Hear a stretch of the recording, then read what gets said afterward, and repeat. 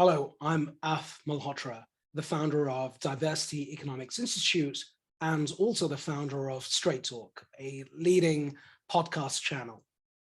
I'm here today as a representative for the allyship of neurodiversity in the workplace. This is such an important topic for me and for all of us, and it's such an understated and underrated area of discussion. I want to first begin by really talking about the historical setup around all aspects of serving the marginalized communities and diversity and inclusion as a whole. What I tend to find, and this is a big challenge, where global enterprises and the workplace, which is the dimension I'd like to unpack today, the workplace treats diversity and inclusion almost sequentially. It's often where you see global CEOs and diversity leaders looking at D&I as a one-by-one approach. So today we're going to look at gender, and next year perhaps we might consider looking at sexual orientation, or the year after we might look at disability or age. And this sort of sequential approach is grossly flawed because, of course, it doesn't recognize the value of intersectionality, how one particular diverse community and that person and that individual in that community will also represent another diverse community. For example, you could be a Black person who could be neurodiverse and from a different sexual background. Those sort of intersectional factors are totally disregarded in the large corporation. And there are admittedly some organizations who do a good job. It's very rare, however. So we need to move away from this sequential approach to looking at diversity and inclusion, where one year I'll do this and the next year I'll do that. That does not work. You have to look at this holistically. Now, we tend to talk about at Diversity Economics Institute 6 very important communities that we serve. One of those communities is the neuro and cognitive diverse community. And this is a very important topic because for generations now, when we try and look at some level of diversity, it looks at the most basic elements of diversity, generally the optics of color. So, do you look different? So race, ethnicity, and then of course, gender follows soon after, depending on, what order you decide to take. And those two issues are still being dealt with by the global organizations. And it's still very, very early stages in tackling diversity of gender in itself. We're still way behind where there's a gender pay gap that we are still looking to manage and deal with. And of course, then bringing in people from different backgrounds and people who represent different communities, that's still a work in progress all over the world, the West and East included.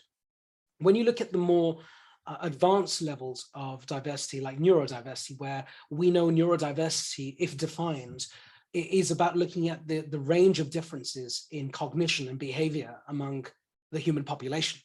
Employers can attract, for sure, if they work hard at this, a more diverse workforce by really adjusting their entire processes, the way they govern, their recruitment practices. And if they do that well enough, then they can attract a more neurodiverse set of people. Now, honestly, for time of now, you'll see article after article in different formats from different media houses supporting the case for all aspects of diversity. Neurodiversity is one of those areas which is very, very hard to understand and appreciate, primarily because it is sometimes hidden behind people's behaviors. You often see someone who may not like to be in certain office environments because it's way too noisy. And they have that extra level of sensitivity. Those people are marginalized or told to not come into the office or told to step up and try and integrate. Workplaces just don't recognize that those individuals are just not suited to the normal distribution that someone decided was the way to work. Those practices still continue. And the lack of inclusion of people who are from neurodiverse backgrounds is also a huge problem.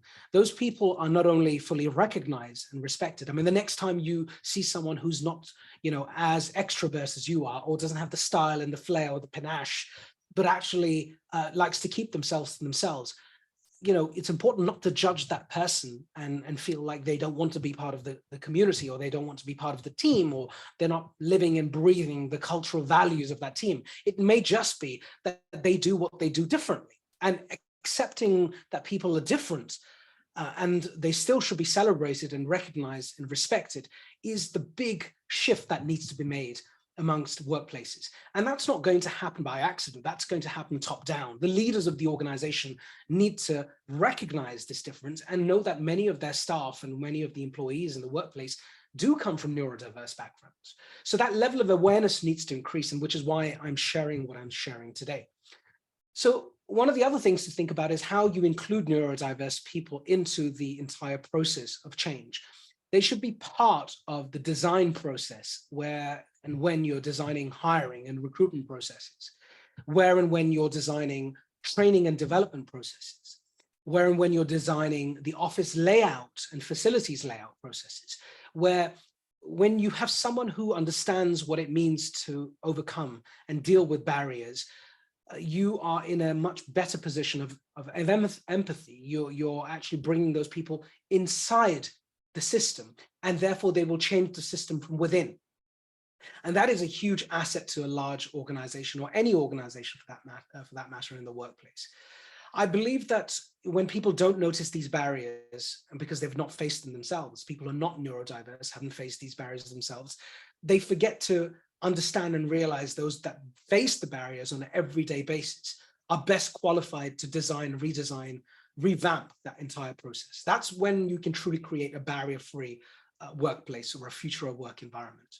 As I close off, I just wanted to suggest that as we at the Institute, Diversity Economics Institute, are working hard at conducting research that builds the economic case for diversity, we also accept that diversity is a long way off.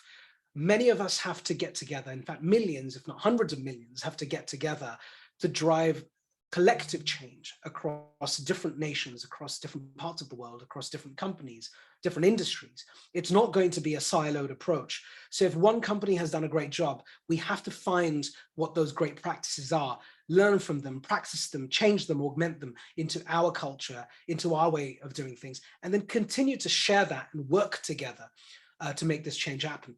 My final request for all of you who are watching this is to really support such fantastic events. The Neurodiversity India Summit is one of the most game-changing and prolific events that is pushing the needle. It's really breaking all of the rules and getting us as leaders in large organizations and mid-sized and small organizations to reconsider what diversity and inclusion truly means.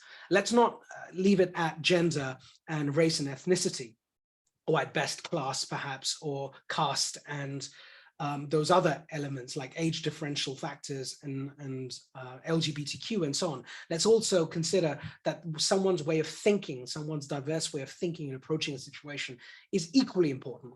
So I leave you with the last couple of words, which is, believe in your abilities, believe that you are unique and different, and believe that your voice needs to be heard, and you need to do everything you can to make sure your workplace, your manager, your leader understands that you need to be counted. Only when you have the courage to do that, you will see other people find the courage to speak their minds. And through that collective change, will we see neurodiversity actually reaching the pinnacles of the D&I agenda. That is the next frontier, and that is the frontier that I totally support. I'm Malhotra, the founder of Diversity Economics Institute and Straight Talk. Thank you for giving me this opportunity.